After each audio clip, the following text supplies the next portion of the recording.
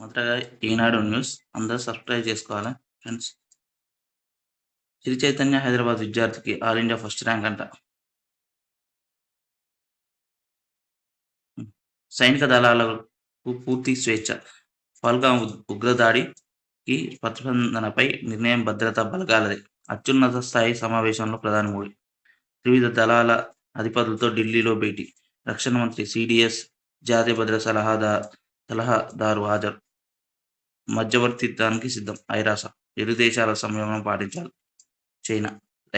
ఐక్యరాజ్య సమితిలో భారత్-పాక్ ప్రతినిధుల పరస్పర ఆరోపణలు.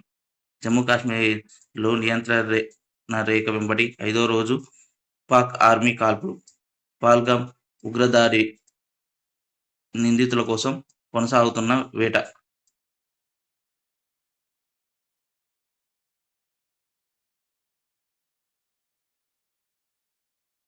నేడు 10 ఫలితాలు. మధ్యాహ్నం 1 గంటకు విడుదల చేయనున్న CM Revanth Reddy.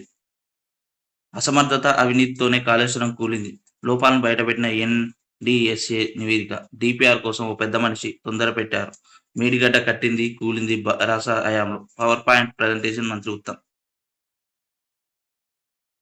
Power point ప్రజెంటేషన్లో మాట్లాడుతున్న ఉత్తమ్ పక్కన పొన్నం. లిబరల్ పార్టీకే ఆధిక్యం. కెనడా ప్రధానిగా కొనసాగుతున్న కెనడా పార్లమెంట్ ఎన్నికల్లో అధికారిక లిబరల్ పార్టీకి ఆధిక్యం లభించింది. 343 సీట్లున్న పార్లమెంట్లో ప్రస్తుతం ప్రధాని మార్క్ కార్నీ నేతృత్వంలో ఆ పార్టీకి 168 సీట్లు దక్కాయి. అయితే ఆ పార్టీ ఇంకా మెజార్టీ మార్కును చేరుకోలేదు. ఇప్పటిదాకా పూర్తయిన కౌంటింగ్లో మెజార్టీ అవసరమైన 172 సీట్లను ఆ పార్టీ సాధించలేకపోయింది. 1న దోస్తు షెడ్యూల్. డిగ్రీ ప్రవేశాలకు దోస్త్ నోటిఫికేషన్ షెడ్యూల్ను మే 1న విడుదల చేయనున్నారు. ఇంటర్ ఫలితాల విడుదలకై వారం అవుతున్న దోస్త్ నోటిఫికేషన్ వెలువడకపోవడంపై ఈనాడులో మంగళవారం దోస్త్ నోటిఫికేషన్ ఇప్పుడు శీర్షికతో కథనం ప్రచురితమైన విషయం తెలిసింది. ఈ క్రమంలో సీఎం కార్యాలయం అధికారి మాణిక్యరాజ్, విద్యాశాఖ కార్యదర్శి యోగితా రాణా తదితరులు విద్యామండలి అధికారులు ఆరా తీసినట్లు సమాచారం. ఈ సమస్యను వివరించడంతో పాటు విద్యాశాఖను ఓ అధికారి జోక్యం ఎక్కువైందని విద్యా మండలి అధికారులు పేర్కొన్నట్లు తెలిసింది. వారి సూచన సలహాతో మే 1న షెడ్యూల్ జారీ ఏర్పాటు చేస్తుంది. వేసవిలో వేద్దామా పునాది. వేసవి సెలవులు చిన్నారుల భవిష్యత్తు పునాది వేసేందుకు ఒక అద్భుత అవకాశం. ఆటలేమైనా అన్నం పెడతాయా అని నిట్టూర్చొద్దు. సెలవుల్లో కూడా చదువుల పేరుతో పిల్లలను బందీలు చేయొద్దు. ఆటలు ఆడడం ద్వారా పిల్లల్లో కష్టపడే తత్వం, సవాళ్లను ఎదురీదే ధైర్యం, ఆత్మవిశ్వాసం పెంపొందుతాయి.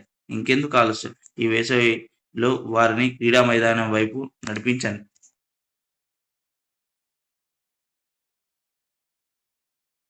₹1,00,000 కోట్లు వృధా అయితే నీళ్లెలా వస్తాయి? కొండపోచమ్మ, మల్లన్న సాగర్లు కాళేశ్వరంలో భాగం కావా?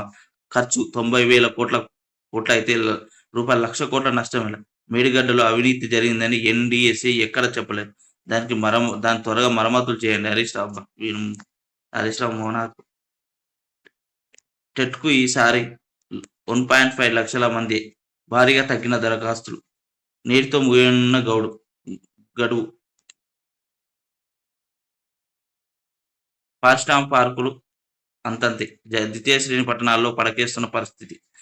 అరకొర మౌలిక వసతులు ఆసక్తి చూపని పారిశ్రామికవేత్తలంట.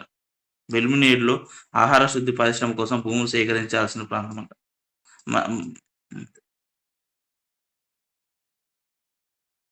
గ్రామాల్లో విద్యుత్ తీగల్లా వేలాడుతున్న మంచినీటి పైపులు. వేలాడే నీటి పైపుల గ్రామం. ఏ గ్రామంలోనే విద్యుత్ తీగలు గాలిలో వేలాడుతూ ఉంటాయి. కానీ నిర్మల్ జిల్లా తానూరు మండలం బోల్సా గ్రామ పంచాయతీ అనుబంధ గ్రామం వడ్జరిలో మాత్రం మంచినీటి పైపు లైన్లు ఇలా పైనుంచి వేలాడుతూ కనిపిస్తాయి. ఈ ఊర్లో బోర్లు ఉన్న ఇద్దరి దగ్గర నుంచి ప్రతి కుటుంబం ఏడాదికి 4,000 ఇచ్చి మంచినీరు కొనుగోలు చేసుకుంది. బోర్లు ఉన్న వారి ఇంటి నుంచి గాలిలో వేలాడే పైపుల ద్వారా గ్రామాల్లో అందరి నీళ్లకు తాగునీరు సరఫరా అవుతుంది. వడ్జరిలో 90 నివాసాలున్నాయి. 120 కుటుంబాలున్నాయి. పూర్వం నుంచి ఈ గ్రామాలు నీటి ఎద్దడి ఎదుర్కొంటున్నాయి. 2 ఏళ్ల కిందట మిషన్ భగీరథ పథకంలో భాగంగా గ్రామాల్లో పెద్ద ట్యాంకు నిర్మించి నీటి సరఫరా చేపట్టిన పైపులు ఎక్కడికక్కడ లీక్ అవడంతో నిలిపివేశారు. తర్వాత పట్టించుకునే వారు కరువయ్యారు. ఈ విషయంలో తానూరు ఎంపీ డీఓ నసరుద్దీన్ వివరణ కోరగా నీటి సమస్య అంశాన్ని జిల్లా కలెక్టర్ దృష్టికి తీసుకెళ్లామని, త్వరలో కొత్త బోరు వేయిస్తామని తెలిపారు. అప్పటి వరకు సాయం అందించాలని స్థానిక బోరు యజమానులను కోరినట్లు తెలిపారు.